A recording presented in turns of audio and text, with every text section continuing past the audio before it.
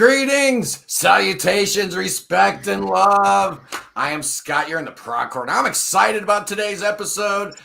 You know my co-host Wayne. You know Mark, Anthony K. Those of you that have been very religiously watching this stream every Sunday. This is the 9th edition for those of you keeping score. We're dropping the numbers. Numbers are lame. What you probably weren't expecting is this. Oh my goodness gracious! We've got this guy in the house. Geoff. Oh boy. Sorry, but Oh, what's going on? Oh, your audio is a little weird there, Geoff. It's a little hinky. What's going on with that audio? Let's see what he's got cooking now. Holy this happened last time. It's like 3 octaves lower than your normal voice. Yeah, that's like some Darth Vader stuff happening there. My name is Geoff. Yeah, that's weird, man. That's some weird audio going on. But anyway, we'll figure that out as we go along. Geoff's a pro at this, so Anyway, today, man, we're going to be talking about the greatest band of all time, Wayne. What's your experience with Yes, and how do you feel about them in the pantheon of the greats? Well, I'm probably, out of everyone here, I am actually probably the least experienced with Yes. I just came into them a couple years ago, and through songs like Sweetness and Roundabout and Starship Trooper, I think they're one of the best progressive rock bands, at least one of the more interesting prog bands. And I even think some of the backstage stuff might actually be even more interesting than some of the albums. But Mark, I know you're a fan. What was your introduction to Yes music, and where would you put them in the in the constellation of the greats? Well, I mean, I got introduced to Yes pretty young. My father, he had one of his friends who came over from Europe, and when he immigrated to Canada, he got a house. We went to visit him, and he sat me down. He goes, "Mark," he goes, "have you ever heard this band?" And I go, "No." And he goes, he sat me down in this chair, and he put Fragile on for me the very first time, and I was like, "Wow, this is like it totally caught me by surprise." And then I heard it once, and then years later went by, and I just I heard that album once, but I didn't really stick with it for very long. But then years later, I discovered 90125, and that immediately clicked with me when I heard it. Of all places, at the local library, because they had vinyl albums you could listen to there. So I listened to it there, and I loved it. And then from there on in, I just completely dove into it. Went through all their stuff, got all their things, started, I was playing guitar at that time, so I started finding, like magazines with, transcriptions of Yes songs in there and stuff like that to learn and stuff like that. And, and then I got so deep into it that now I've been co-hosting a Yes podcast with Kevin Mulrine now for quite a long time. We've been doing it now for like 10, he's been doing it for 10 years. I've been doing it for probably about 8 with him or so. And, we've done everything and anything you can think about when it comes to Yes, as far as guests and topics and albums, and it's unbelievable. So I really love Yes. As far as where they lay in the pantheon, for me, the number one progressive rock band in the world, or number one band for me, period, is Rush. And then everything else is kind of under that. So Yes is maybe number 2 or 3. Yeah. I can live with that. How about you, Geoff? Can you hear me better now? Is that way better, normal, man? I knew you'd. Come on, man. We're talking about a seasoned vet here. We're talking about the great Geoff from the Prog Report. I knew you'd pull through. Yeah, man. What's your take on this? So, I mean, it's interesting. Mark mentioned the public library, and I mean, that's again probably, I guess, Mark and I dating ourselves, but that was exactly my experience. I heard 90125. And I went to the library and tried to grab what they had of Yes albums, and the only 2 that they had were the Yes album and then Drama. So I kind of brought those back, and we're all a certain type of people, right? You sort of look and go, all right, so this guy sings on 2 of these albums, but not on 1. And the keyboard player on the oldest one's the keyboard player on 90125, but he's not the keyboard player in the middle one. And there's a guitar player, but he's not on this one. And I guess it's one of the things that right from my introduction to the band was, this is a band where it's not the same people every time. One album, the guy's the lead singer. The next album, he's the producer. It just is perpetual change. Yeah, it is. And you know, I've stuck with it through then, and that's kind of always been my take in the band. Yeah. You know, I've never been it's not Yes because it doesn't feature X. I'm a huge fan of the 600 plus episodes of the Yes Music podcast that Mark and Kevin it's awesome. do. Yeah, Kevin's awesome, man. Amazing. And Geoff, you know who else is awesome? Who? Scott Medina is awesome. Ladies and gentlemen. Couldn't put it better myself. I come in here, and who do I see but Geoff? Man, that's awesome. Hey, brother. Cheers. That was good. That was awesome. I didn't tell you guys that the other might be here for that very reason. I thought that might be a lot of fun. But what we were talking about, if you didn't catch it in the green room, Scott, is what was your first exposure to Yes, and where, after all these years, where do you rank them in your personal pantheon of the greats? Yes songs, baby. That was the intro, and that was the early 80s, and then 90125 came out, and I was elated, and hearing It Can Happen sat along right next to Wondrous Stories for me. So I had the baggage of who shouldn't be in the band or whatever, and I've loved them, every little bit and piece of them, every member ever since. And so to answer your last question, number one, Yes is always will be my number one band. And but in modern day, I kind of split it to modern day. It's Neil Morris and all of his incarnations, which are right up there. But aside from that, Yes will always be in that crown position. Oh, yeah. Yeah. I think regular viewers of this channel know where I stand on that position. But I got into Yes. My brother went away to college, 1975, comes back for winter break, and he's got a cassette tape that's got Fragile on it. And it was over for me from that moment forward. Where do they rank in my list of the greatest bands of all time? I think I've made that clear right from the get-go. Yeah, Yes is the greatest band of all time. And I kind of like what Wayne said earlier, that the internal politics of the band, the perpetual change of it all that Geoff talked about, kind of makes it interesting. I do enjoy that aspect of the band a little bit, even though we all want John Anderson and Rick Wakeman and Steve Howe to be in the same band again together. It's not happening, but we get a lot of great music. We get the Red Planet, and we get 1,000 Hands, and we get a lot of really great music in spite of it. So be careful what you wish for, I guess. It's drama. Today, what I want to do, guys, and this is going to be fun. Hey, look who's here. It's the great Naomi from 365 Days of Prague.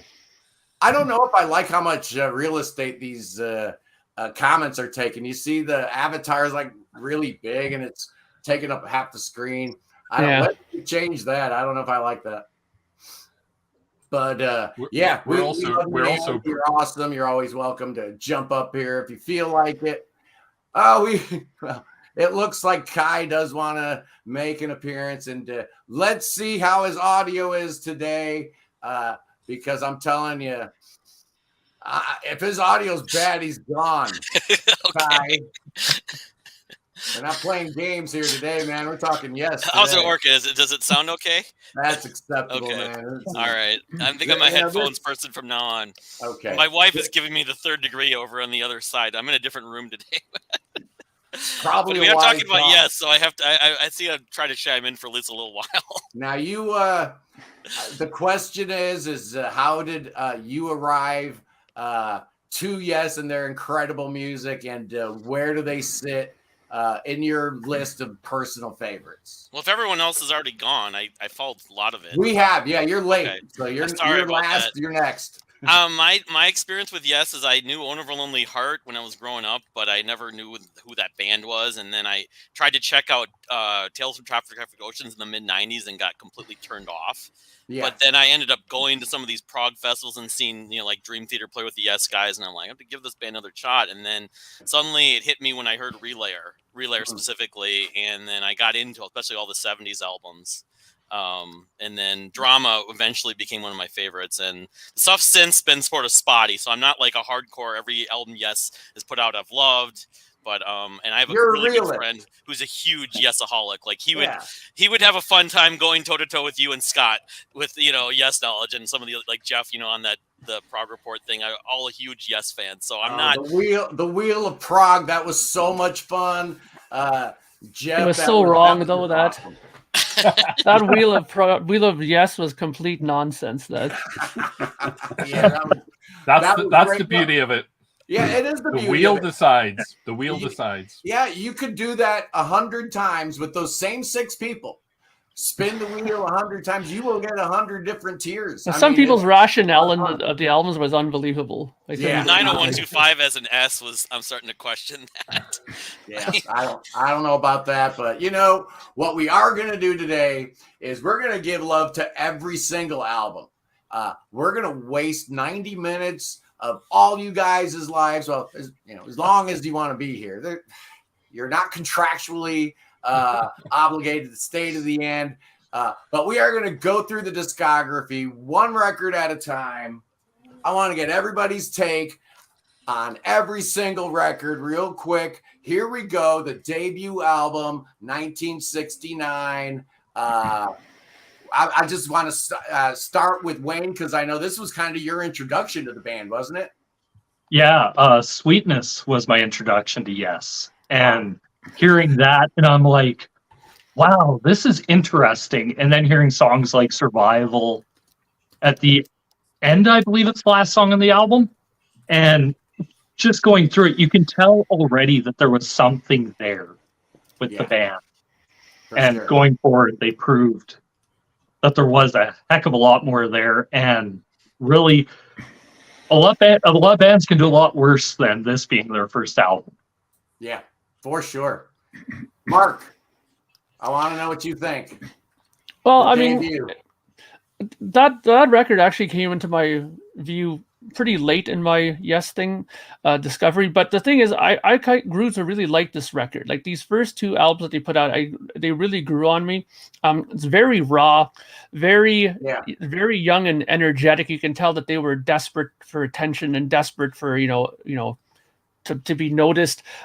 There's some cover songs on there, but I think that's pretty much how it was back in the days. You would put a cover song or 2 on an album just so, to get some extra attention and eyes on your album.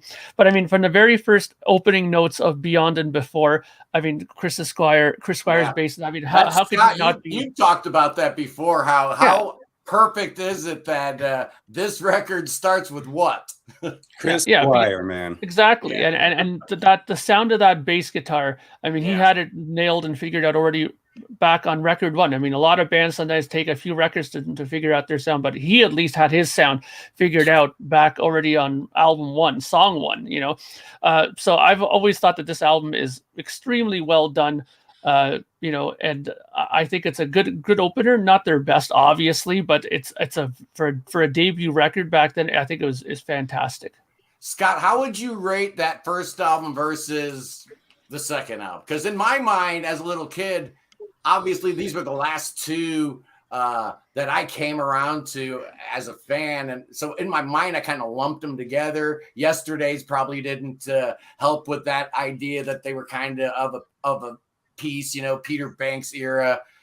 Talk to me about the first one and the second one. Yeah, well, they didn't come at the end for me, fortunately. And it's funny, Geoff and I were literally just having this conversation a couple days ago. Which do you prefer of those 2? Yeah. And for both of us, it was the debut album. And the more I think about it, the more clear it is. It's just like, I don't know why more people don't talk about Beyond and Before. It's such a pronouncement of Chris Squire's sound, which I think was largely just raised the fader up for me. But it was massive. And I mean, I'm a bit of a sap. So, I mean, Yesterday and Today, I just love. I think that is so beautiful. That song, Looking Around, is one of the best early songs from Yes.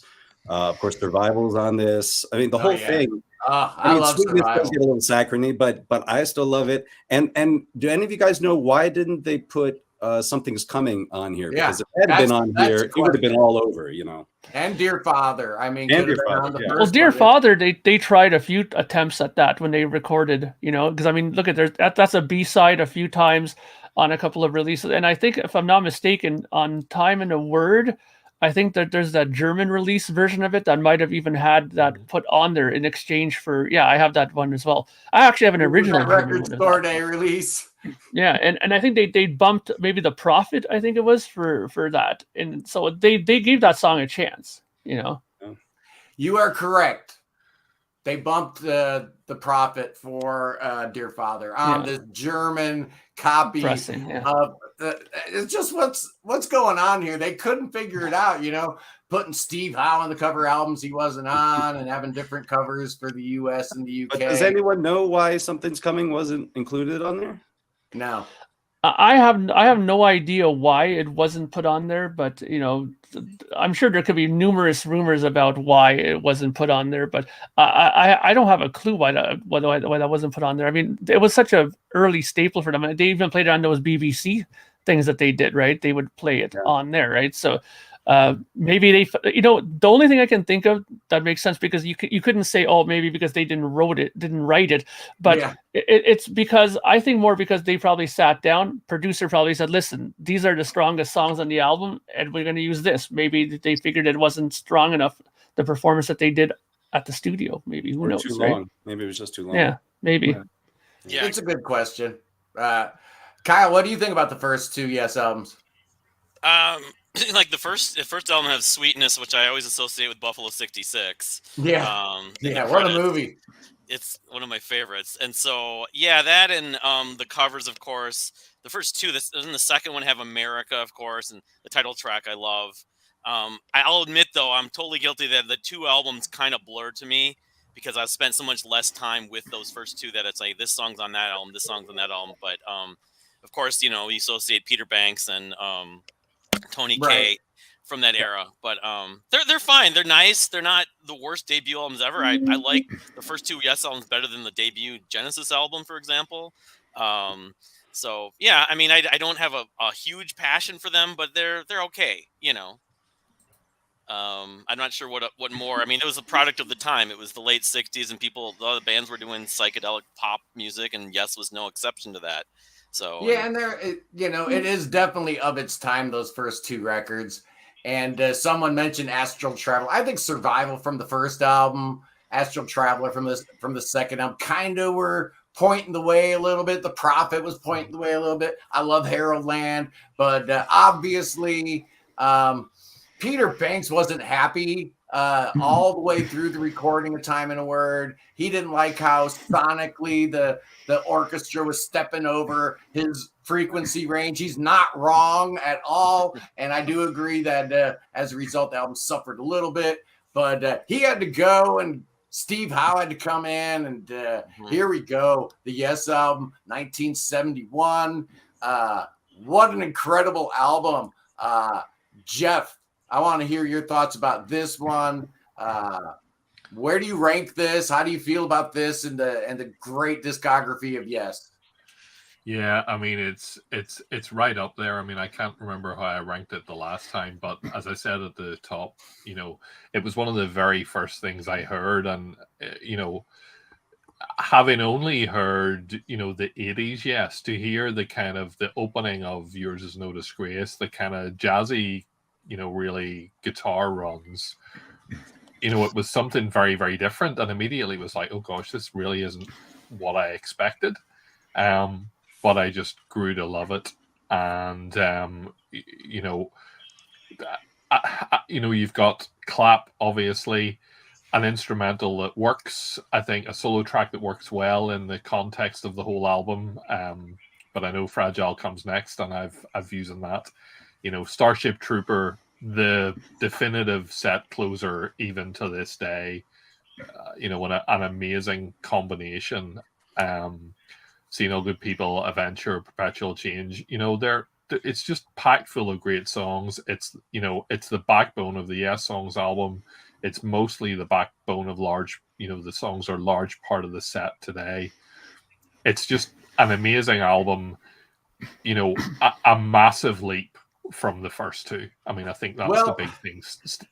Scott, you just saw these guys the other day, didn't you? Sure did. I believe they're playing 2 songs off this album, closing with 1 song off this. So they do. I've seen All Good People. They do. Obviously, Starship Trooper. Talk to me about this album, but also talk to me about that show the other night you saw with the band. Well, do you really want me to get into the show now? Because then I'll just hijack this. Absolutely, man. I want to see it in your eyes. Did you have a good time? Was it good? Were they I had terrible? such a good time, Scott. I had such a good time, and there's so much I could say, but I will say, but the day of the show, I was like, oh yeah, I think I'm gonna go see Yes tonight. There wasn't any of that excitement that I had in younger days, so. It's a different era now for Yes. So I was not excited going in, but I tell you, during it and coming out, I was way back on the Yes wagon again. And every song just surprised and delighted me. I hadn't looked at the set list ahead of time, which was so great. I think I never do for Yes shows.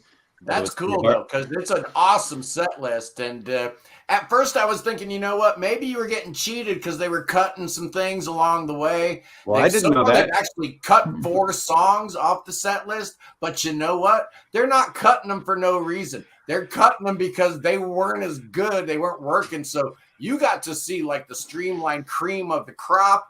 Machine Messiah opens this thing. Oh, it was great. And Scott, I didn't know what they had cut because I didn't see the thing. And I mean, I don't know. It'll be interesting. I'm just guessing that they cut going for the 1 because the pedal steel might have been difficult with Steve. Yeah, they cut going for the 1. They cut America. And then the first couple shows of this tour, they were doing The Rhythm of Love and they were doing All Connected. Yeah, so well, that would have been cut. So that would have been fabulous. I mean, all of those I'd be happy to see. But yeah, just getting what I got. I mean, yeah, opening with Machine Messiah was fantastic. And then I think I was the only one in the theater who screamed out when I heard the keyboard intro of It'll be a good day. Yeah, that was so unexpected. It was just so refreshing. I'm like, yes, I love it. I love the ladder, man. Great song. So good, so good. The Time and the Words sounded fantastic. It was great to bring that back. But South Side of the Sky was definitely one of the highlights of the show. And Geoff did really well on piano on that. I was really surprisingly. And the whole thing was just driving. So that was fantastic. But the highlight of the night, one of the highlights certainly was Turn of the Century, because it was just such a powerful performance. Just having the whole actual thing from starting with acoustic, going to electric guitar, ending on acoustic, the whole arrangement just perfect. I mean, it was breathtaking. It really was. And special for our show was that Alan White's wife was there. And John called her out in the introduction of it and pointed it out. And she was seated just a couple seats away from me, as it turned out. And I was watching her respectfully a couple times during the song just to see how it was impacting her.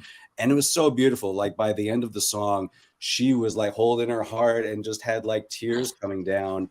And it was beautiful to witness. That's awesome, man. If ever there was a song that really highlights just how important Alan White was to Yes, it's Turn of the Century, man. He was a big part of the creation of that song. And man, Gigi, that had to have been an awesome moment, man. But just looking at the set list, man. Machine Messiah, it will be a good day. I've seen All Good People. Why not? Time and a Word, always a great song. South Side of the Sky, Turn of the Century. Don't Kill the Whale. Can we maybe do without that? I could have done that. That's the only song I was like, I would go for another song from that album. I like it. It's fine, but yeah. And then cut from the Stars, man. How was that live? Yeah, they brought it off well. The only thing I'll mention about that, sad that was the only song off the new album. I agree. Yeah, man. I agree too. Right. That was a That would shame. have been cool. But it was a great performance of it. Yeah, what did they do next? And then that leads to the most The medley. controversial part of their set list, which I have the Tales medley on YouTube. I saw an early version of it, and I actually went and watched the second version of it later on in the tour because, yes, I am that kind of glutton for punishment. And it's kind of weird. I kind of like it, and I kind of don't. What do you think, Scott? Well, I hadn't seen the set lists. I only saw the name of the tour, so I knew there'd be some Tales in there, but I didn't expect this. And at first I was talking with Geoff about this too. I was thinking maybe this was a Billy Sherwood edited down version because he did that huge Yes medley for Circa a decade ago. But it turns out it was Steve, and I'm really mixed about it. Like, well, first I'll say I was in ecstasy the entire 20 minutes. I was just like off of my head in bliss the whole time.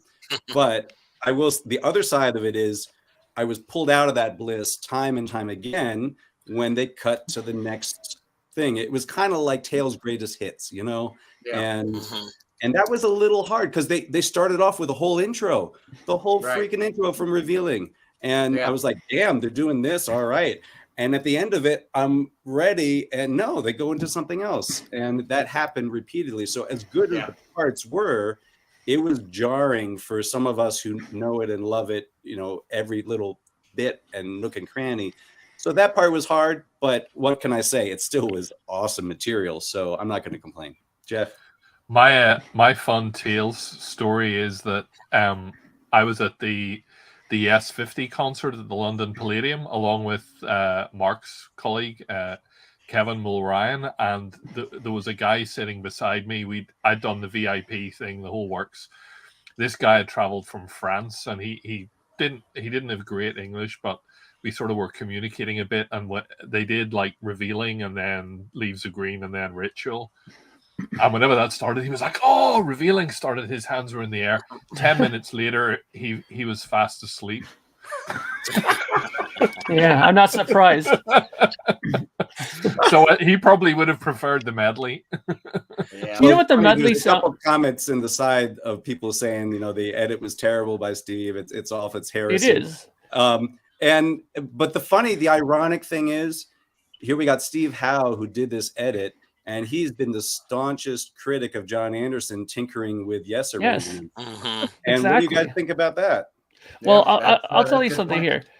The edit reminds me of this. You know, when if you go put on your record, you put the needle on, and then your younger sister, somebody comes up and kicks the record player, and it jumps over, and then she kicks it again. That's what that edit reminds me of. It's just ridiculous that they would do that because, like you said, Scott, you're 100% correct. Back in the day when they were, me and Kevin talked about this, that when they did the Keys from Ascension record recording, they were talking about doing Revealing Science, and John told him to Steve, he goes, "Listen, we can do an edited version if you want of this for the show." And he goes, no, he goes, "I will only play the full version or no version at all." So what the hell happened? You know, now all of a sudden he's going and doing this now. But, you know, and I have my opinions of this on our own podcast, and people are kind of like, about me saying this, but I think it all boils down to Steve.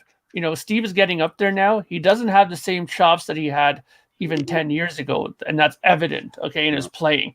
So, and when you watch him play some songs, like when I saw him do Gates of Delirium, like on the 50th tour, he was struggling, man, on these songs. You know, it just wasn't the same as it was. So I'm guessing that he probably picked out, you know, all the parts that he can play nicely still and without any issue. And that's I did edit it all together and make one real good performance of it. Because look, on the acoustic, he's fantastic. Like Leaves of Green and all that stuff, brilliant. Okay, but when it comes to some of the stuff that he was really like a lot of like more intricate stuff that he did back in the day, he's struggling with that stuff now. Yeah, I agree. Well, I was just going to say, just the thing is with Tales, how are you going to do it? I mean, I think there was a longing for them to do the complete Tales for many years, and they just never did it. And so this is sort of the making up for it in some ways, unless they get some other guitarist in there. And obviously you're compromising the set list because obviously it's whatever it is, 80 minutes long. So, but I know there was a longing for that. So they just like do one piece. They do Ritual, they do Revealing Science, and that's it. So this is the compromise, but unfortunately, a lot of fans like you guys think, well, we're losing something by having just like it's like the abridged, the Cliff Right. Notes version of Tales, and someone who's never heard these songs have no idea what they're missing because you're not getting the full package. So, and then Well, Kyle, if we're to the point that with the band with this lineup as is now, if we're to the point that you're saying, well, they would need another guitarist in there, then we have to have another kind of conversation. Can that work? Yes, tribute bands can do it, as my friend John would attest. Yeah, Steve doesn't like having a second guitar player in the band. He never has. He's not comfortable with it. He likes to have, he likes to be able to move around. All guitar players like having that elbow room, and he's not interested in that at this late age of his career. But so after we'll never get the complete Tale. We'll never get a live complete Tales performance. Nah, we won't, and not from this band at least. And that's probably a good thing. Yeah. Be careful what you wish for. People that they could always do what they did with Eder from Bruford Wakeman Howe and just have them behind the stage. Exactly. That's not a bad idea. That happen there. Right. So after the Tales medley, Scott, we got into our next album where they play, of course, Roundabout and then Starship Trooper. But we're going in order. And next up is Fragile. Who's got an opinion about this one? Oh, I have many opinions, but go ahead, Wayne. In my opinion, my favorite Yes album. Absolutely. You have South Side of the Sky on their Roundabout, and in my opinion, for me at least, Part of the Sunrise, one of the top 3 songs Yes ever did. Just absolutely beautiful.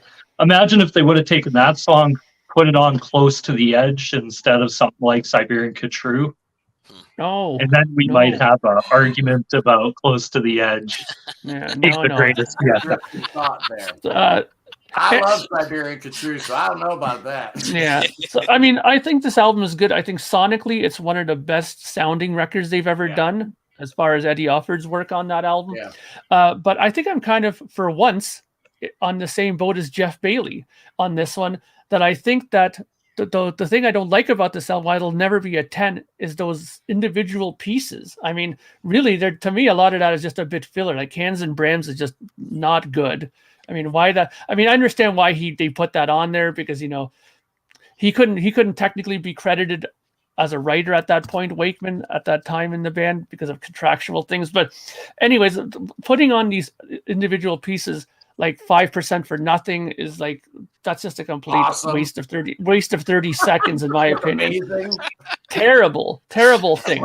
Total Bruford nonsense. But But I think, on the other hand, I understand though why they did them, because look, you write Roundabout, you write South Side of the Sky, Heart of the Sunrise, and these songs, and they're just juggernauts, these songs.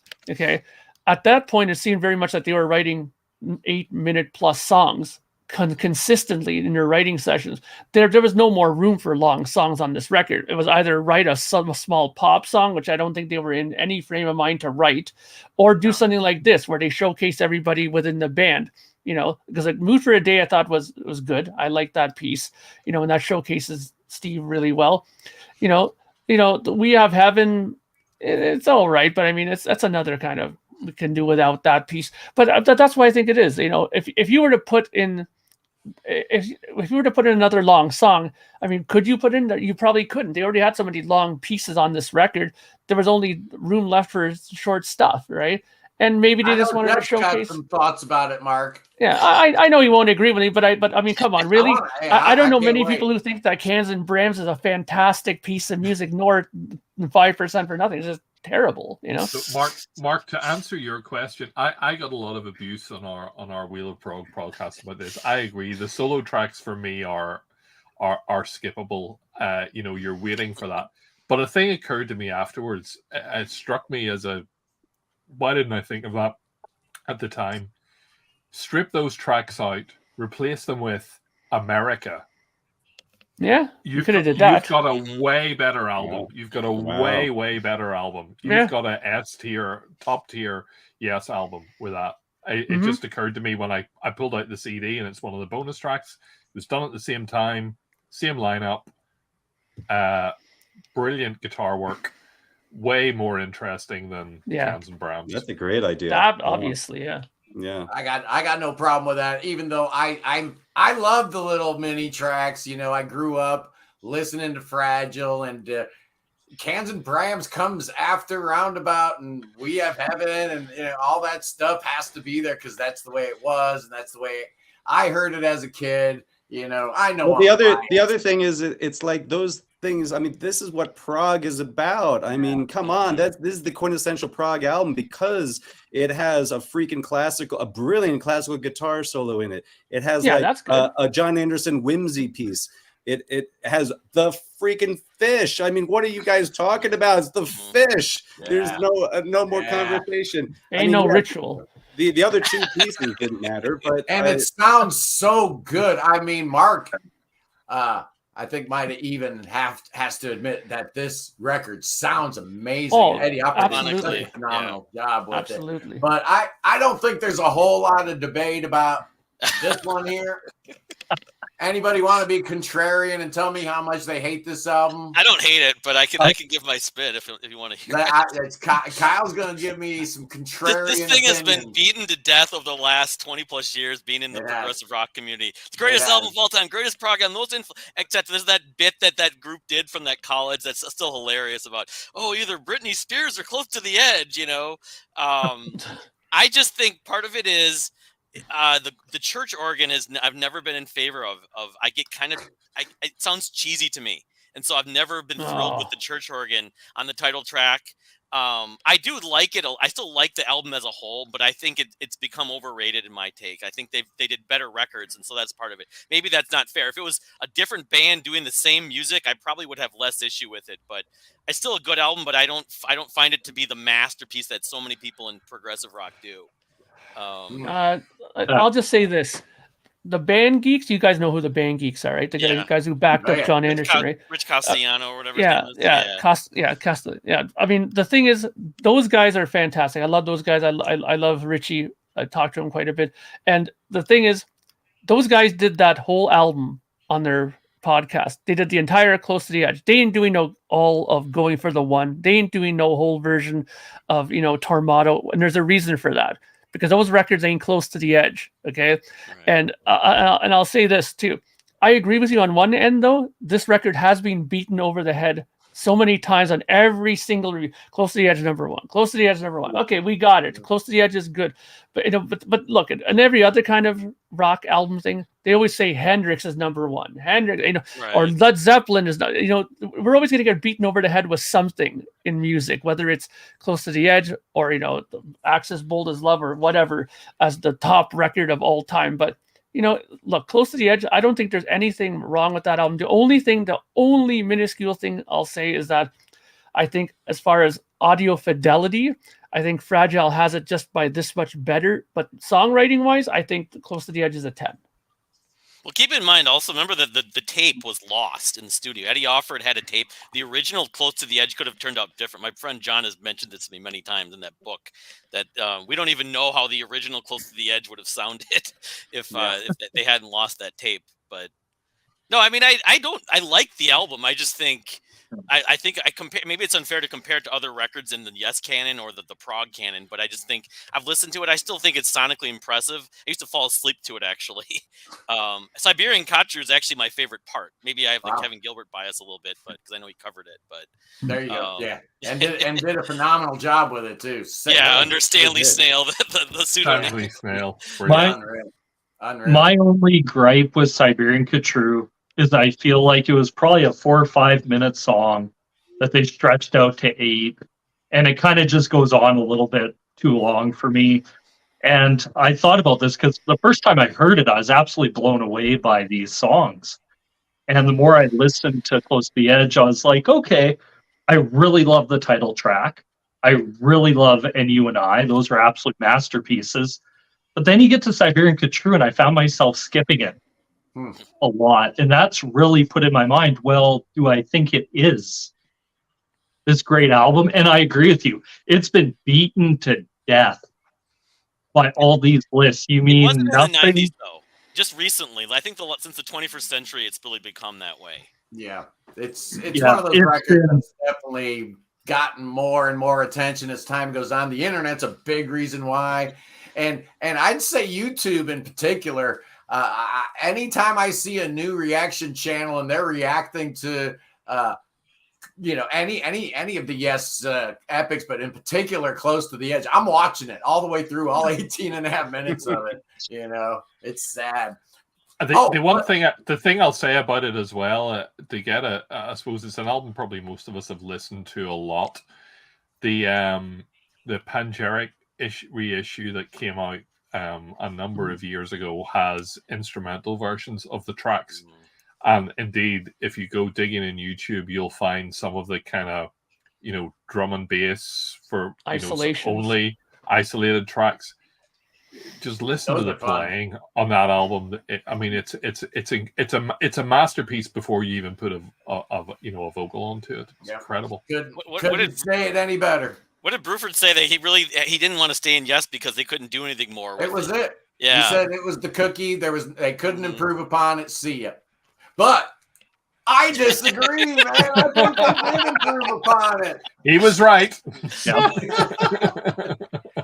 Everybody knows this is my favorite album of all time, and I'm also wise enough to know that a lot of people don't agree with me, because I didn't agree with me for like the first 3 or 4 years I had this album. I liked sides 1 and 4, 2 and 3 didn't do it for me, but upon repeated listening over and over, hundreds of times, literally hundreds of times, forcing myself to listen to it, I have come to the opinion that this is the greatest thing that mankind has ever achieved in 10,000 years of advanced human technology. This is evident. Not only that, this to me is evidence that there is a God. Interesting. That's how far I go with Tails. To me, it's proof that there is no God, because if there was, then he would have made sure that the tapes for side 2 and 3 would have been destroyed on impact, because I'm telling you, the Remembering has got to be the most sleepiest snore fest I've ever committed to tape. Until it's not. The ancient, I don't know what Steve Howe was doing on the slide at that thing, because that guitar part at the beginning of the Ancient just sounds like he was half drunk playing that. It was just terrible, that guitar playing at the beginning. This album would have been a stone cold classic if it was just side 1 and 4, and that has probably the best album cover though in prog history. It's a great album cover. Nobody can take that away from it. Mr. Medina, Tails. Talk to Scott, me. Sorry, Scott, can I interrupt? I think some of the people on the YouTube stream are saying, I think some of the people are saying the YouTube stream is hanging. I saw a couple people say that. What did the rest of you say? That's it. They need to refresh theirs. Yeah. It's good now. Everyone can see and hear. It's working for me. Okay. Yeah, it's working here on mine. Yeah. I think it'll be all right. I think it's probably those poor souls that are watching us live, once everyone last week, they'll be discovering this years from now. Everyone who doesn't like Tails can't see it. It's the curse of Tales from Top of Every Ocean. Well, the reality is that only about 10 to 20% of the views that we get on these live streams are actually people watching them live. They're watching them tomorrow, the next day. So I don't think they'll have a problem. As it says, a podcast. So I'm curious what Scott Medina is thinking about this record. Yeah, I see him shaking his head there while we were talking. So I'm curious. I was only shaking my head at your comments about doing away with side 2 and 3. Yeah. But going back to what you guys were saying, Bill left because they couldn't do anything more. Well, what I heard recently, which made me pause, is that someone mentioned recently that when ABWH was getting together, that Bill said, "Oh, was that you, Geoff?" No, sorry, I was. Oh, okay. Someone said Bill said he would never work with Chris again because of his timing issues, and I don't mean timing in music. So he was on Fish Out of Water, though, I believe. So he was. What's that? He was on. Bill Bruford plays drums on Fish Out of Water, at least some of it. Oh, most yeah. of it. Yeah. That's true. 4 out of 5 tracks. All right. Anyway, I don't have much to say about Topographic. I'm more with Scott on this than Mark, but side side 3 definitely could have been like a little excerpt. It could have been like the Bridge Across Forever moment, right, Geoff? Just have Leaves of Green in there as a very short ballad piece, and then have the other 3 epics. I would have been good with that. That's my feeling too. Side 3, yeah. I like 3 of the 4. Remembering, I actually really like. I grew to really like that. And and Ritual and Revealing Signs, just the Ancient. The Ancient is, I've never got It's it. a tricky one. It's like Henry Cower. It's like he's getting into Zappa territory. I'm like, am I going to get through this thing? I would take 3 out of 4 and be happy. I am so happy that Close to the Edge had done so well that Amit Erdogan had complete and total faith in the band to do whatever they wanted to do. That record shouldn't have been a double album, but who cares? They were riding high. They could do whatever they wanted to. It shouldn't have happened. Let's give hats off to Alan White for coming in. That's his first Yes album. I mean, how in the world did he pull that off? Unbelievable. Yeah. I mean, I think the other thing is, I was thinking about this as well. If you look at the band Chicago, they pretty much made a massive run of double albums. Yep. Yeah, they did. I think if anything that Topographic Ocean did in the history of Yes, it was don't make a double album, guys. One and done. Yeah. Oh, Geoff. Here we go. We're getting up to and look what happened. Yeah, things definitely took a turn. See you later, Mr. Wakeman. Hello, Patrick Moraz. What a hard luck guy. If you look at the history of prog, there's few people you can feel more pathos for than Mr. Patrick Moraz. He got no love with Refugee. Totally forgotten about. You replace Keith Emerson basically and put out a great record that no one talks about. You replace Rick Wakeman and put out this masterpiece. And then you replace Mike Pinder over in the Moody Blues, and then you get whitewashed out of their history. Man, that guy should be in the Rock and Roll Hall of Fame twice. He's not in even once. That's my Patrick Moraz spiel. What about Relayer, guys? Relayer is the best album Yes made, period. Relayer is my favorite record. I absolutely love this album. But there's not a bad note on this. In retrospect, when you compare it to some of the stuff that I talked about on Tales, the weird and wacky stuff that you could talk about on Gates of Delirium, I enjoy on this record.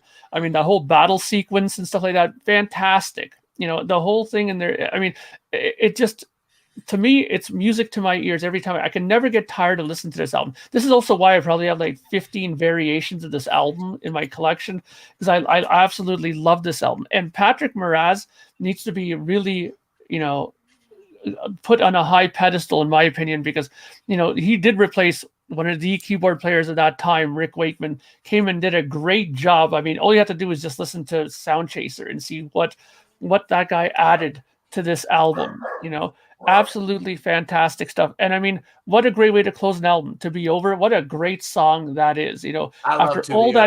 After all that chaos at the beginning from Gates of Delirium onto Sound Chaser, to end on a nice peaceful stream of music to the end there. What a beautiful way to do it. And I think that even that album cover is great. People say, oh, I don't know if they should have just kept it black and white. I don't have any issue with that album cover. I think it looks great. And I think it suits everything in there. And I wouldn't change a single solitary note. This album to me is 11 out of 10. Thank you. That's awesome. Getting a lot of love for Relayer in the comments too. I think fantastic.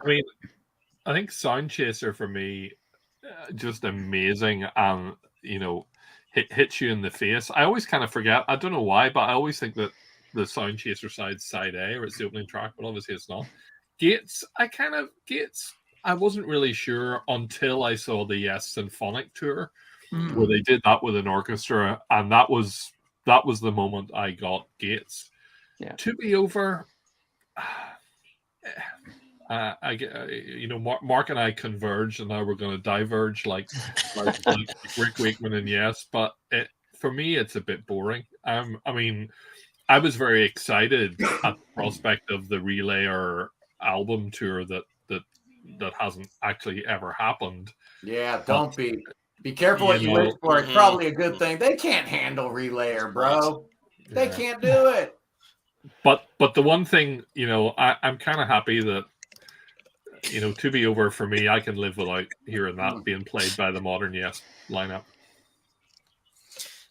No, to me, it's a perfect record. Like the sort of peaks and the ebbs and flows of it.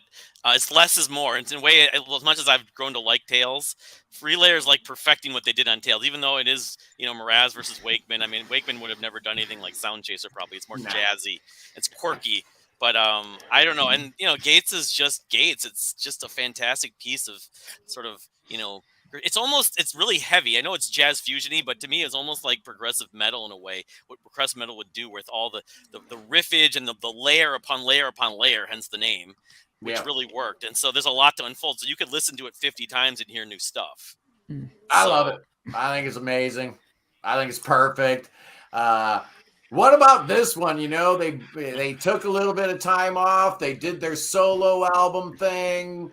Everybody took a turn putting out a solo album. They did a lot of real successful tours in between Relayer and Going for the One. They bring Wakeman back into the fold, apparently as a session musician. And they dropped this thing with the Hypnosis cover, no Roger Dean. But I think everybody can agree this is a pretty good record right here. Yeah. I think I ranked it in my top 3 favorite Yes albums of all time. Awaken, to me, is the greatest track Yes ever wrote. Start to finish, it's not boring. And to just hear this album, and then you get songs like Going for the One, the absolutely mesmerizing beauty of Turn of the Century is just fantastic. It parallels on there as well. Start to finish, I just listen to this, and the more and more I listen to it, the more I just fall in love with it.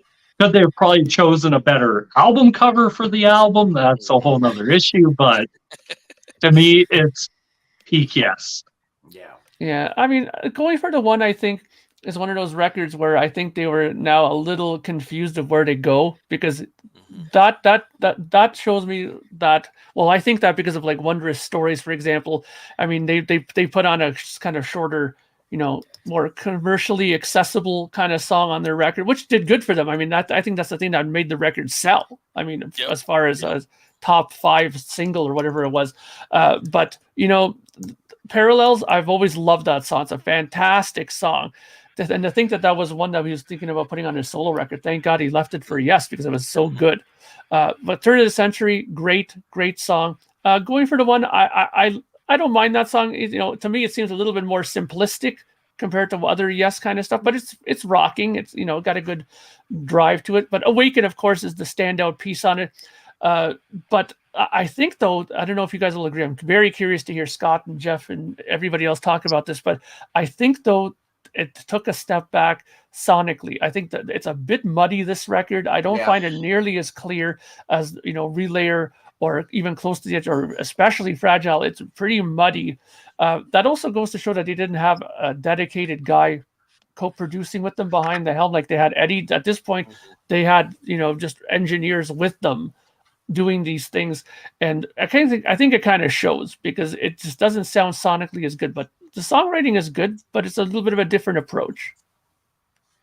Yeah, the only thing that would make me love this album more than I already do is if the artwork that Roger Dean had submitted for the album was on that Floating cover. Islands, because it is so perfect. I mean, it just is perfect for this album. And so that literally would have made me love the album even more, especially as a kid getting it. But I just love this album. Definitely in the top 3 for me as well. Geoff?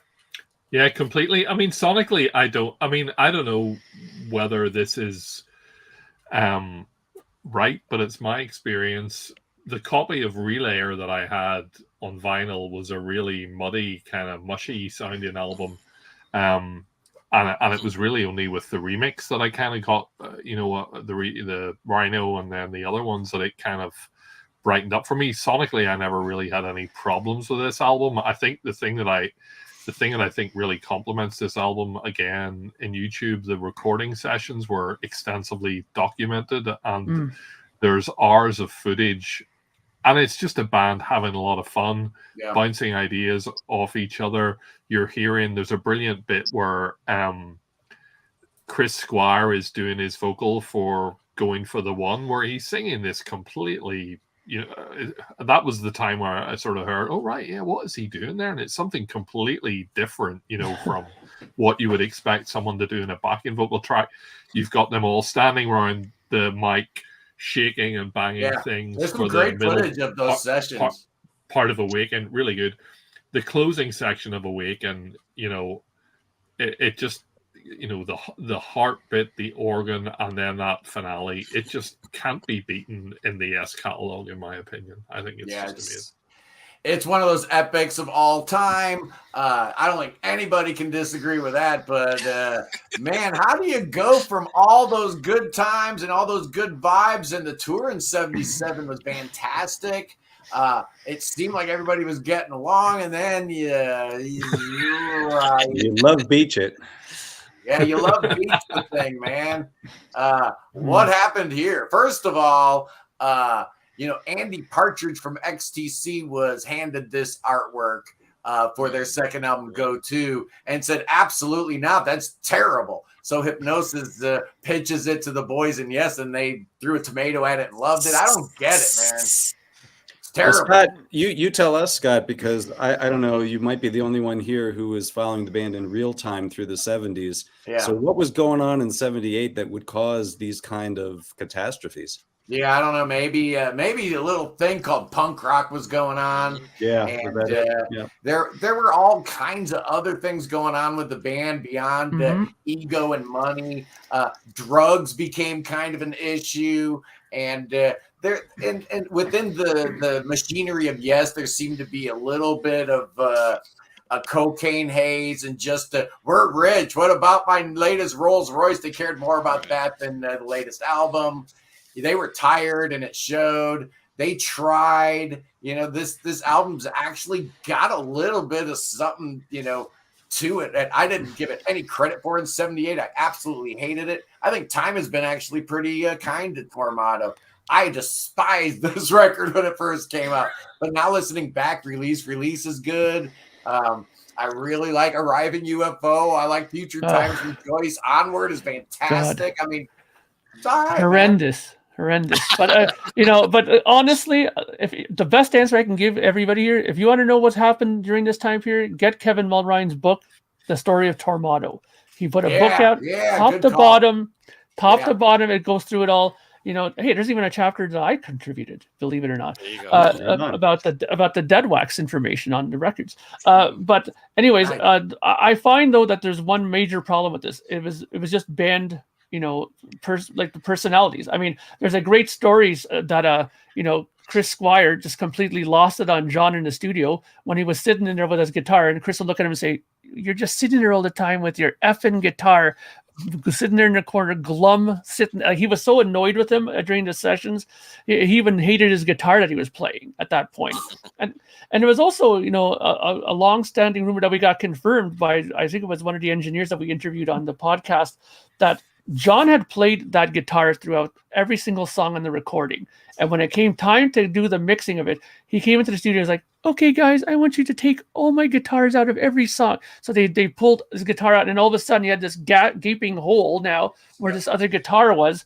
And that's why you have some of these audio, mismatches with songs like, like Arriving UFO and all these things where there were other guitars in there is now suddenly gone. Yeah. In there. So they plug it up with way too many notes. Yeah. And also there was a long running debate about whether there was a screw up with the Dolby recording on the tapes and stuff like that. That got answered by the engineer as well, saying that was not the issue. It was just not recorded as well, or didn't turn out as well as the other record. But listen, there was a great saying that one of my friends said, I'll never forget. There comes a time in every band's life when you run out of good ideas. And this is the album where they ran out of good ideas. I mean, Arriving UFO is just, they were dealing with a lot of new equipment too. Rick was that's dealing with problematic new yeah. equipment. Stuff that was not working very well, like these It poly didn't moves sound and good. yeah, Just flat out Biotrons. sucked. Yeah. So Sounded terrible. and then you try to combine this. I mean, Steve Howe even said it himself. He goes, I like my guitar. I know it's a good guitar, but it didn't sound good. Same thing with Rick and all these people that they were dealing with things that they probably should have worked on their own time, not in the studio. And maybe we've had a different record. But, I think that just the songs on there are just not up to par compared to the other. You're right. You can overcome a lot if you have good songs. Yeah. I really like the songs on this album. Arriving UFO is probably the only one that's a weird experiment. But actually, every other song on this album I really like, and some of them I really love. So yeah, I don't. You like Circus of Heaven, really? I love Circus of Heaven, but like I said, I'm a little poof, that way. So I like John's whimsical side. But the funny thing for me was that when we didn't even know this album existed. Like in the early 80s, I went to 90125, the tour program. This was the only album not included in the discography.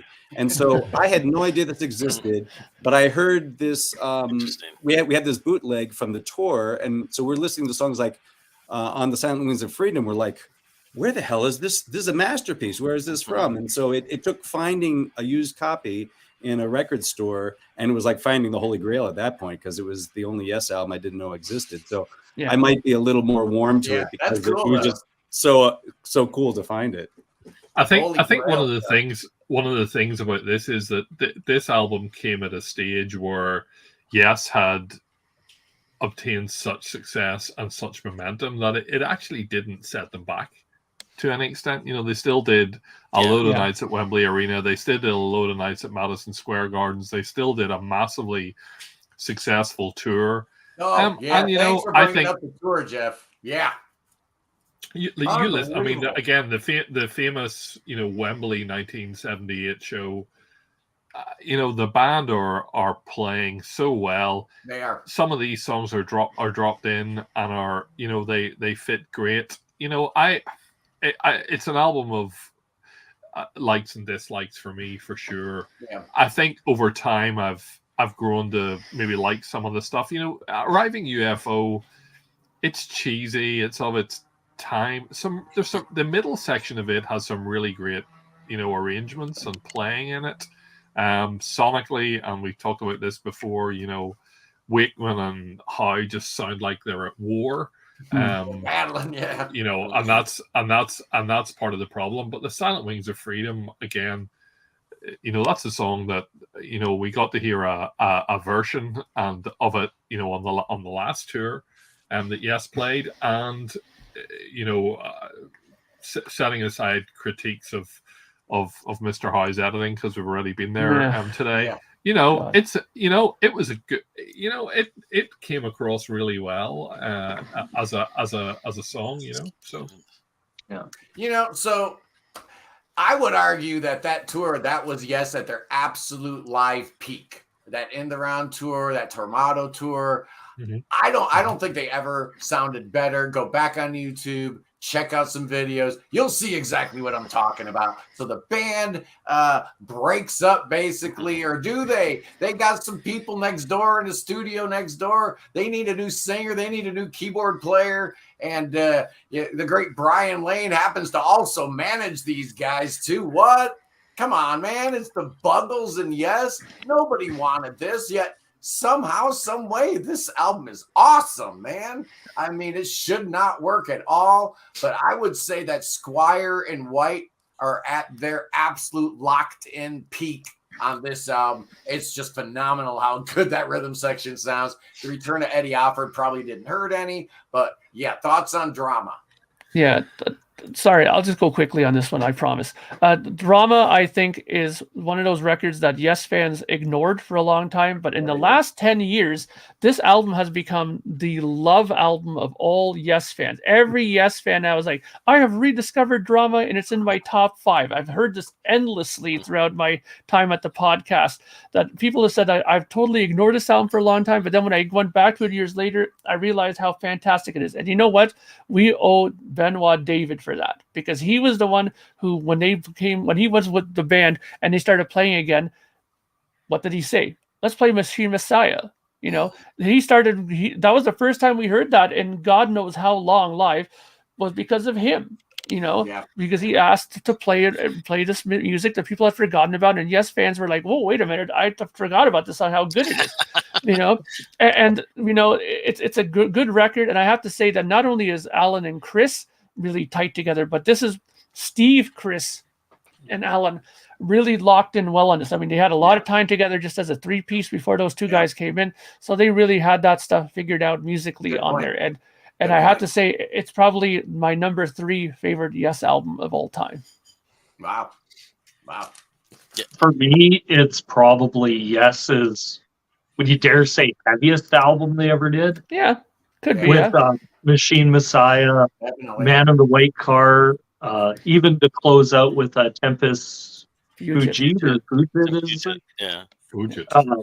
Fantastic. And you're listening to this, and I know Trevor Horn, I believe, is the singer at this time, and he's not too much different, at least on the album, than John Anderson, where it's not like a complete, like we went from this guy to this guy, and it's like a massive change. So I think on it, I was listening to it, and I'm like, these songs actually aren't that bad. Like, there's some really great moments on this. And I think what it did is it kind of gave Yes, going back to Tormato, where maybe they were creatively spent, it gave them something, well, let's try some of this stuff going forward. And kind of gave them I wish it would have lasted longer, man. It was just one album, and I guess the American tour went okay, but the audience in the UK less receptive. It wasn't going to last. And once again, the band finds itself in they actually technically broke up, right? And they finally got back together with a new guy in the band, and they decided at the last minute they were going to call it Yes and not Cinema or whatever. But they came up with this thing here in 1983. Gave themselves a Grammy Award and a #1 hit single. Fresh new sound. Trevor Horn playing a lot of studio trickery. It sounded great, but to me, the reason this album works is every one of these songs is really good. That helps, right? Yeah, absolutely. I mean, I in the rank this as one of my top Yes albums, for a whole number of reasons. Sonically, I think it's great. You know, how many 1983 albums do we listen to today and go, ugh, yuck? You know, they sound horrible. Most of them. Yeah. You know, the production in this is masterful. I think the songwriting, you mentioned, Scott, and I agree. And again, if you read his biography and read anything about the album, you know, there's no doubt that Trevor Horn helped kind of curb some of Trevor Rabin's more kind of American rock, you know, lyrical excesses. And, you know, it's so well constructed. It's so well put together.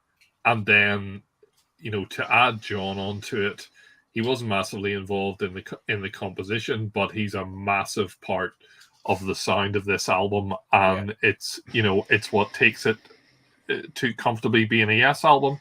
And again, I think I've said before, if this album didn't exist, I don't think Scott would have been to see Yes 2 nights ago. I think they would have just faded away after Drama. And, maybe. I have a whole different theory about this, and so I want to just posit this to you. Everyone credits, for better or for worse, Rabin with saving Yes in the 80s. I think it's BS. I think it's totally the wrong way to look at this, because he never wanted to be in Yes. He never wanted to revive this dinosaur band. This wasn't, and have to have the legacy strapped around his neck. Yeah. So I feel sorry for him in that. And what I want to just suggest to you guys is, what if all the record executives hadn't forced them to change the name to Yes, and they had stayed Cinema, and you would have this awesome band, even if John was in the band, have this awesome 5-piece band as Cinema, release albums like that. And my argument, contrary to what Geoff says, is Yes would have been reborn. I think we can look at history and see that John Anderson couldn't have helped himself. He would have restarted Yes. He would have left Cinema at some point, and he would have restarted Yes. He did that. He was in Yes, and he left Yes to start ABWH. That happened. I think Right. it's inevitable Yes would have been reborn later, and we would have had this awesome band Cinema that wasn't weighted down with all the controversy of Yes, and then we would have gotten a classic Yes later in the 80s. We'll never know, but that. No. But you know what? I think that's an interesting point, Scott, that you made, because I agree too. Trevor didn't want anything to do with Yes. You know, he even said when we talked into it that he didn't even know who Yes were really back in the day. Yeah, you know he wasn't what I mean? a massive fan. Yeah, he wasn't a big fan of their band. And when we asked him that too, were you excited with the idea of going with such a popular band? He's like, I didn't want anything to do with Yes. You know, he wanted to start a completely new thing. But the thing is, look, we got to remember one thing: executives at that time ran everything in the music world.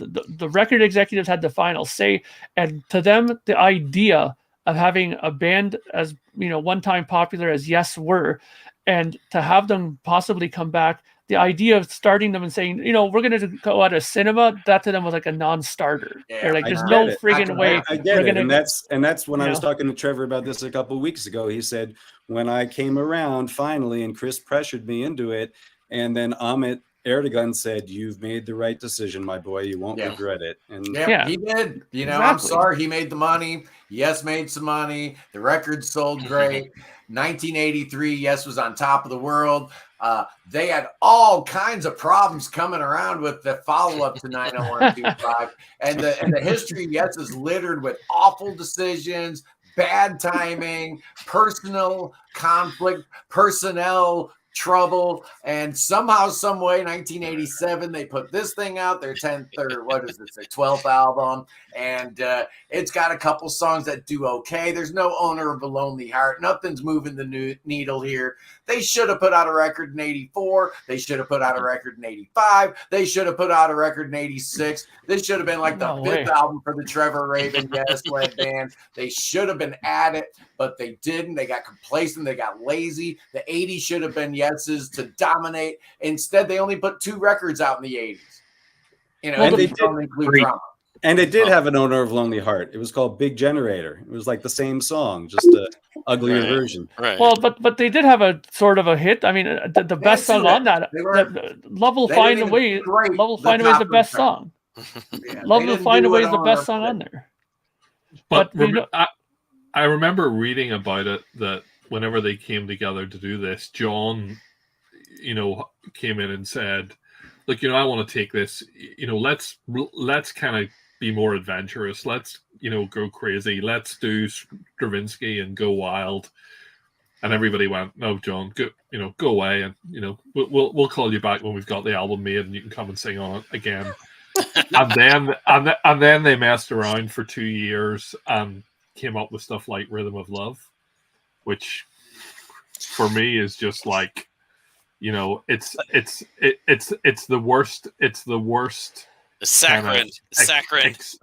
It's the worst excesses of, you know, of Trevor Rabin, kind of unbridled. You know, I don't completely dislike Big Generator. I think it's got some really good moments, but I think it just pales in comparison to 90125. But the problem with that album is not that. The problem is that they were so successful with 90125. They did one smart thing. They toured quite a bit on that album, which they should have done.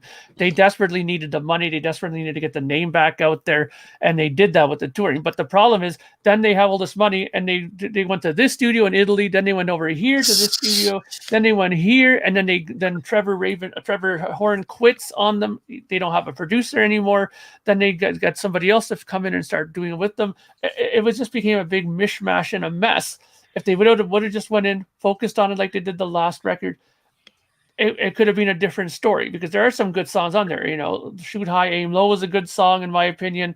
Love Will Find a Way is a classic song to me. I love it. But there's some stinkers. Holy Lamb is terrible. I don't love that song at all. But there's some other songs in there are okay, but it just needed more direction again. You guys don't like Finalize or I'm Running? I quite like I'm Running. I like I'm Running.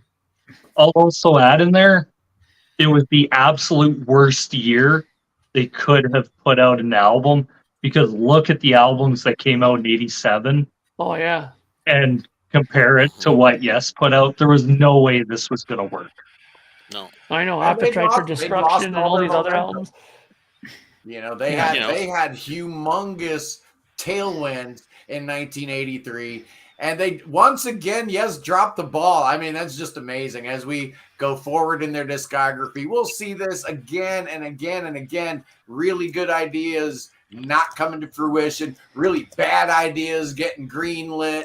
It's just shocking. And we are only at album number 12, but we are already at the 75-minute mark. So guess what? I'm making a management decision and I'm calling part 2 next Sunday. We're going to do Yes, the complete discography. We're going to start at Anderson, Bruford, Wakeman, and Howe, and take us all the way to Mirror to the Sky next week. But I figure that way we can, talk some more about these first 12. I know there's a few things that, people probably want to say about those first 12 albums, because let's face it, those were the money albums. After that, things, kind of went awry. The Arista thing didn't really work out that well. And then it was, small label deserts from there on out. What do we think about this new Yes compilation? Have you seen this, Scott? This Yes single that was dropped? Yeah, it's a vinyl. Is it vinyl only? And it's like you're gonna set Mark off again. Yes. Yeah, I don't know why I want that thing. I mean, Yes was never a singles band, but it just kind of looks pretty cool. I did buy it. I do have it. Yeah, I don't have it yet. It's the only thing that sets me off about it is just because I don't know about what you guys think, but Yes just doesn't seem to be a band that does well with edits. I find. I mean, these songs are so good in their long form, in their complete form, that you have a version of like "And You and I" that's 4 minutes long. Like, come on, really? I mean, the introduction is almost just 4 minutes in that song. Well, the edits on these things are just atrocious in some of them. But other songs, they're fun, aren't they? They're bad. Yeah, but other songs are okay. Some songs they did okay with, but you shouldn't make a singles album with Yes. No, the edit of America, I mean, totally misses the point. It's like the best Steve Howe jam in there. Yeah, exactly. Yeah. Okay. The other thing. Go ahead. No, I just wanted to throw in a number of years ago. I think I can't remember who wrote an article for about kind of desert island Yes albums, and I mentioned that I would take Yes songs over Fragile, and got flamed once again. But I think it's worth mentioning, Yes Songs is an album, despite being a live album. I know if we talked about every live album, it'd be a triple length show.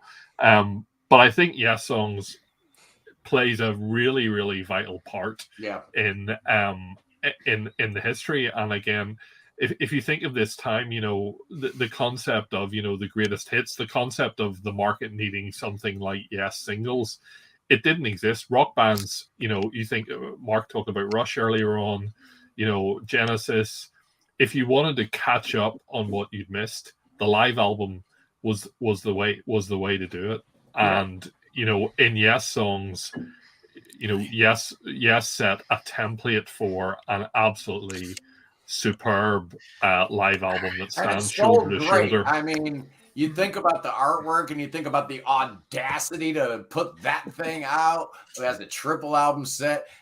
It sold amazing. I think it hit like number 8 on the Billboard charts in 1973. Just incredible. And like I said, while I got the esteemed panel out, I want to get some opinions on the Steven Wilson remixes of those perfect 5 albums: the Yes album, Fragile, Close to the Edge, Tales from Topographic Oceans, and Relayer. What do you think about these remixes with Yes in particular? But you want to talk about Steven Wilson in general, I don't care. Do we have an opinion about this this whole thing? Yes. I have to say that There it I is. love Steven Wilson, Yeah. and I think that when you tell most people that Yes are going to be remixed, right away alarm bells would go off. You're touching Yes material, but Yeah. he's the one person that I would have absolutely no issue with touching classic albums like that. I mean, the guy he's redone King Crimson stuff. He's redone so many other bands' material. Jethro Tull and all these other bands. I mean, come on. He's touched ELP as well. Come on. So I think you're in safe hands if you're a progressive band and Steven Wilson is working on it. Yeah, that's a good point. He does good work for everyone, including XTC, which I've been enjoying. That Ultravox's remixes have been great. Scott, what do you think about the Steven Wilson stuff? Yeah, I haven't spent that much time with him. I do have him. I just enjoy it because, and what I enjoy is like getting to hear some things that you may not have heard before. Exactly. And, it was really cool. His new remix of Richard Wright's solo album, Wet Dream, actually produced like minutes. Thank you, Geoff. Minutes of material that had been on the cutting room floor. So, and we don't have that with Yes, but you actually have about 10 seconds. Oh, okay. There you go. So 10 seconds of ritual. It's blink and you miss it. It's during Squire's bass thing. Yeah. Mm-hmm. It's cool to hear some other parts that were buried or in the mixer you didn't hear before, and we still have the originals, so to me, no harm in it.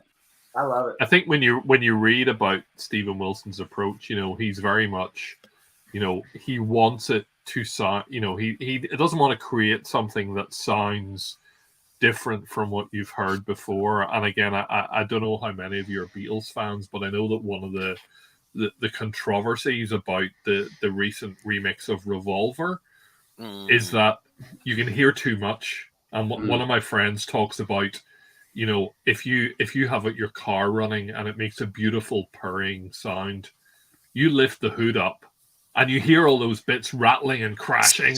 You're hearing the sound clearer, but it doesn't sound like that beautiful purr. And I think the danger with remixing is that you can actually lose something by bringing more clarity to something that doesn't actually need it.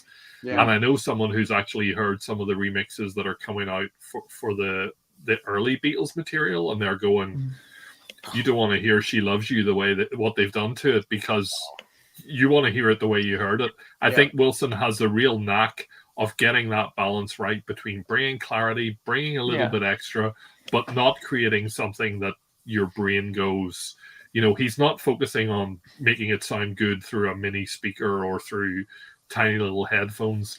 He goes for that full sonic approach, which I think the S stuff really benefits from. Yeah, I think you're 100% right about that. The whole Giles Martin thing is that he's definitely trying to turn into something that people don't want because they're so used to hearing these songs in a certain manner that doing what he's doing is almost blasphemous. And I mean, this whole thing that they're talking about, how Peter Jackson there developed all this, technology to isolate and separate everything now and take it apart.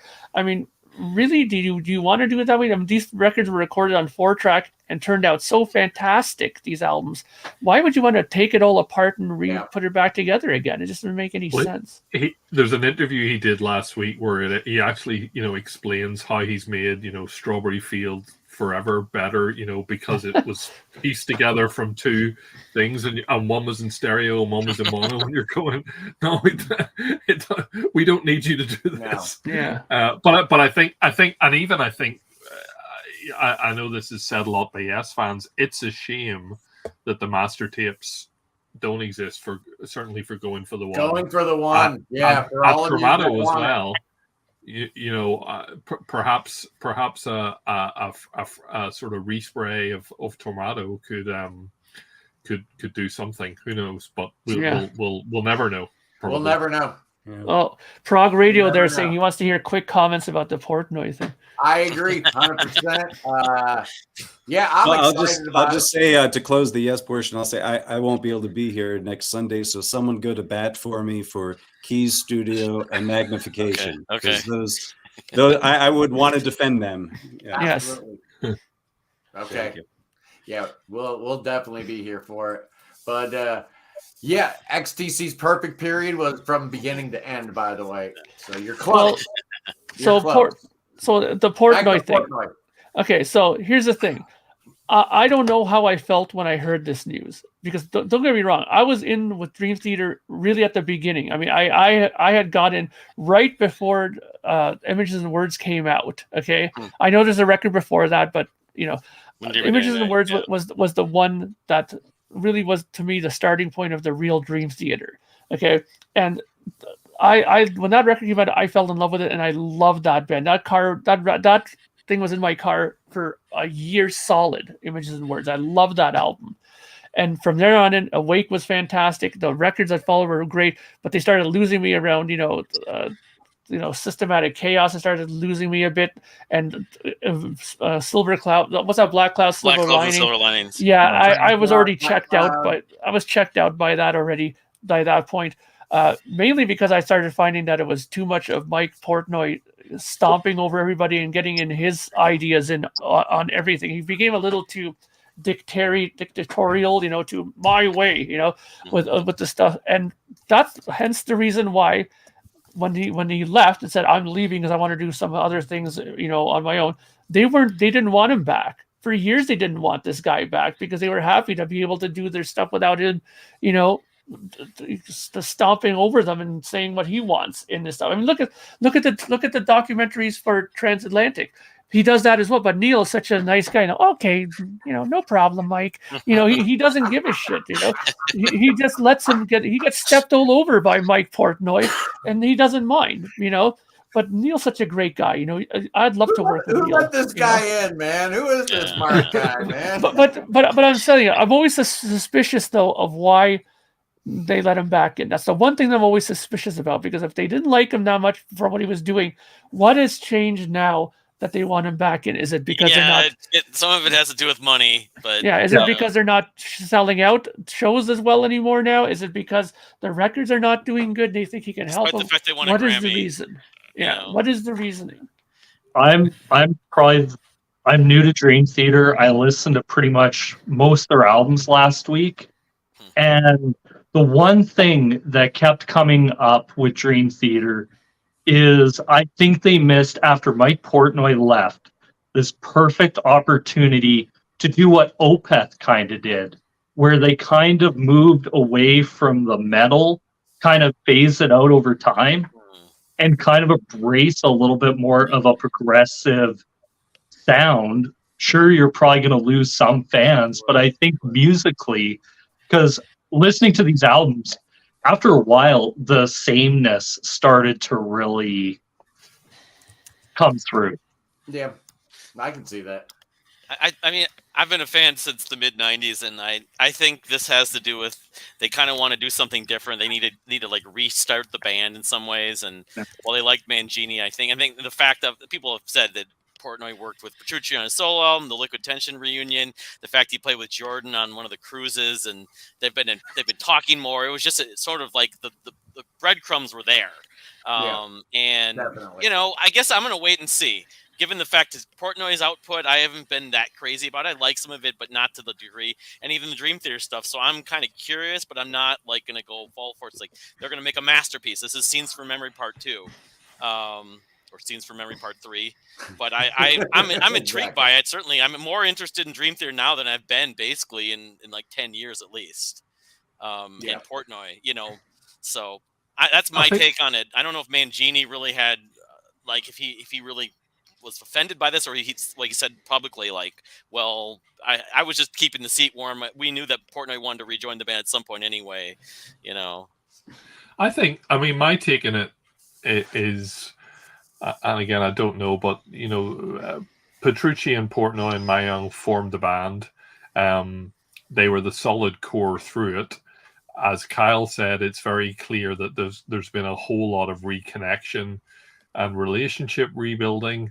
And I guess when their relationship was founded around making music together, the very natural next step seems to have been, let's do it in the vehicle that we started off doing it within.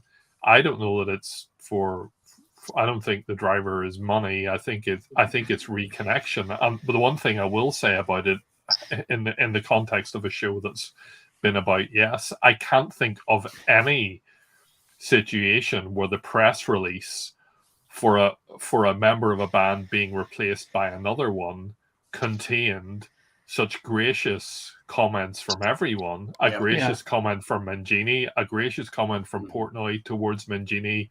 There's no hate here. Mangini, recognizes that, Mike's role in the band. I think it's to everyone's credit, and particularly to Mangini, that he said, "Hands up, guys! I won't stand in your way." I'm excited to hear what they'll produce, and I'm excited to hear everything else. Probably, I know Scott Medina and I are certainly fans of, big fans of a lot of the bands that Mike has had as side projects. I hope that in due course, he'll be able to juggle and keep those together. He's a massive track record of being able to do that. Yeah, so he I can doubt handle it. Yeah, he can Some of them handle all of that. Will be active, I think. Winery Dogs. So I'm excited for what's going to come. I think just from a songwriting standpoint, especially, I'm just very intrigued by what Portnoy would bring from a songwriting standpoint that they haven't had since he left. You know what? I'm honestly. Portnoy in the context of Neil Morse band will always describe himself as the gleaner.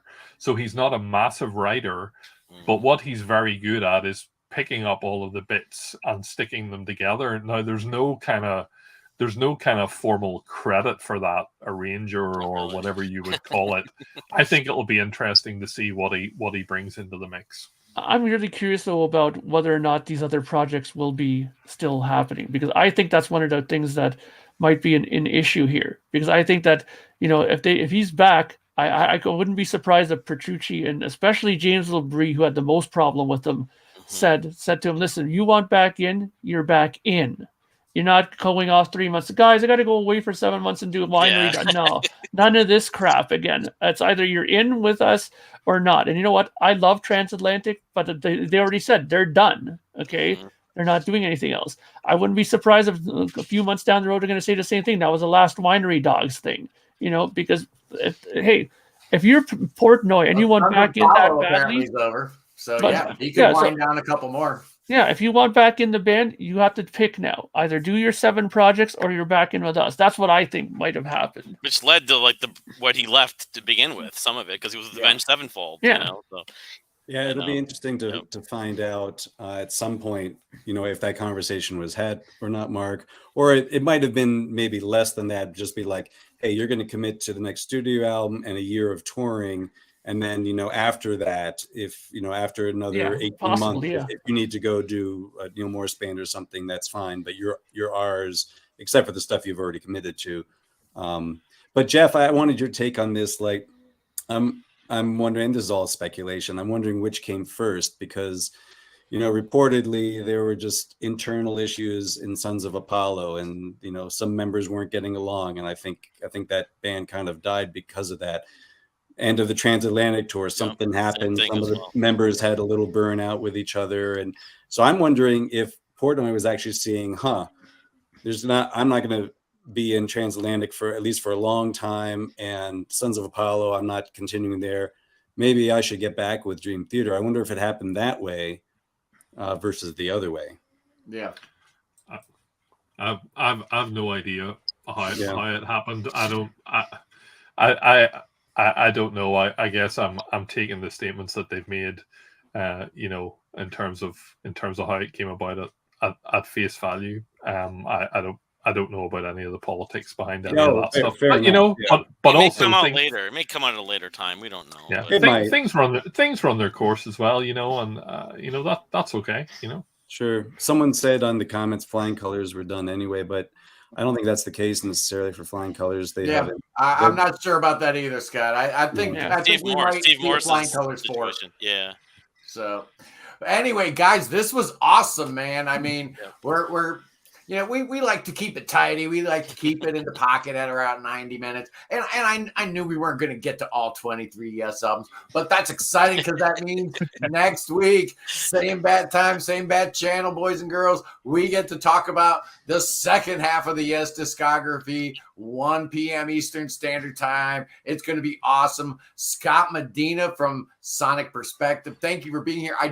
I guess you're not going to be here next week for part 2, but I'm so sorry I'll miss it. All the good albums, right? I love those. I love all those albums. Send in an email with your take, Scott, so we can read it on the air. There you go. There you go. And Geoff from the Prog Report making his inaugural appearance on the Prog Corner. How awesome is that, Geoff? Thank you for joining us. The invite is standing and it is open for next week. If you want to join us, I'll let you know. The Thank you. And all that stuff. We have Mark Anthony K. Mark Anthony K. Once again, thank you for being here. What do you got going on? Anything new? You want? Well, I just finished. Just finished a few things here. Joe Baille, the guy who's on my little record label, has a new album coming out December 1st called Splinters. I'll be sending out some advanced copies to various people if they want to check it out. I'd be curious to send it to people even like Scott from Sonic Perspective, see if you want to check it out and listen to it. Even Geoff, my good friend Mr. Baille, if he wants to check it out, I'll send copies out. Kyle, if you want to hear it too, I'll send you a copy as well. And check it out. I'm open to letting everybody check this out. Can't wait to hear that. And that Scott as well, awesome. Obviously. Yep. And hey, Wayne, if you give me your email, I'll even send you a copy too if you want to check it out. Okay. Okay, perfect. And Kyle, what do you got going this week on the channel? The big thing, last night I did the collaboration with, I talked about Death from Brennan from Death from Unicorn. We did a tier maker list for both Coheed and Cambria and Muse. Muse is going to be on my channel and Coheed will be on Brennan's channel, Death by Unicorn. So that's one thing. And then I'm going to do that Albums of the Year thing I've been procrastinating. But every year, I know you've done it and haven't finished yours, but maybe I'll catch up to you at some point. It's hard. But yeah, man, awesome. I love Coheed and Cambria. I love Muse. Those should be awesome. It was as fun. Always, Wayne is back after a 1-week hiatus. Welcome back, Wayne. Back in the co-captain's chair. Thank you so much, Wayne. What's going on your myriad of YouTube channels this week? Not much. Gonna be starting this project where I know Rolling Stone came out with their 250 Sham or whatever it was. I thought I'd take a guitar magazine list from 15 years ago and see how much that differs from people who actually know guitar supposedly. And interesting. That's worth one to look forward to. I just saw your Dark Side of the Moon reaction, by the way, the Roger Waters thing. It's a good take. I swear it's the cure for insomnia. Like I can't get through it. I can't even get through it to listen to the whole thing. Yeah. I haven't even listened to the 13-minute whatever bonus track you throw on there because I'm like, by the time I got to the end, I'm like, kind of feel with this album, if you pretty much like the original Dark Side and you listen to this, I feel the only one who likes it are the staunchest of Roger defenders. Probably. Yeah. I mean, people that's like, well, he can do no wrong. And we're getting the array of Roger Dean and Yes cover artwork from Scott, of course. I just want to give a quick shout out to the great Geoff Shilka. Oh, right. The regular. Sent me all of these Roger Dean playing cards, man. That is cool of Geoff to send those. Oh, yeah. wow. There's like a whole 75 different Roger Dean images. Trade them with your friends. Maybe you can start up like Magic. Maybe like Yu-Gi-Oh or something. A Roger Dean game is in the offing. I don't know. But yeah, these are really cool. Thank you, Geoff. I appreciate it. I appreciate you. This was a great stream, but yeah, we only got through half the discography. So next week we're doing the second half. We're doing part 2 next week, boys and girls. And then the week after that, we will be with the great Brian from Rocking Horse Music Club. He's going to be on the show. Excellent. So it's going to be amazing. Really thanks again to all my guests. I love you guys. Peace in the Middle East, free Tibet, and God save the king, boys and girls. Save that son of a gun. That son of a gun could use your saving. We'll see you. Peace. Peace.